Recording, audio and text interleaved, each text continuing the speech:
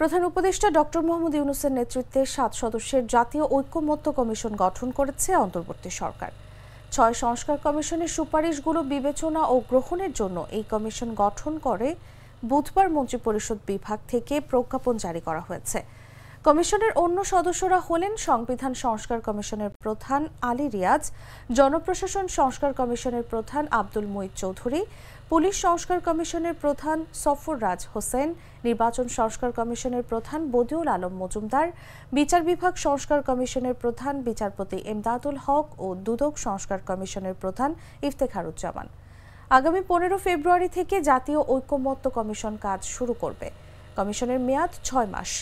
এই কমিশনের সচিবিক দায়িত্ব পালন করবে প্রধান উপদেষ্টার কার্যালয়। কমিশনের কার্যালয়ে সরকার নির্ধারিত হবে বলেও প্রজ্ঞাপনে জানানো হয়েছে।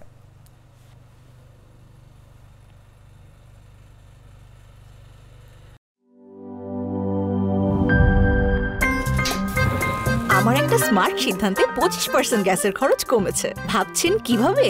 সাধারণ গ্যাস স্টোভ বদলে আমি এনেছি আরএফএল গ্যাস স্টোভ। এর সাইন্টিফিক নজল ও ব্রাস বার্নার ক্যাপ সমানভাবে তাপ ছড়িয়ে রান্না করে দ্রুত, তাই গ্যাসও বাঁচায় 25%, টাকাও বাঁচে 25%। আরএফএল গ্যাস স্টোভ নিরাপদ ও গ্যাস সাশ্রয়ী।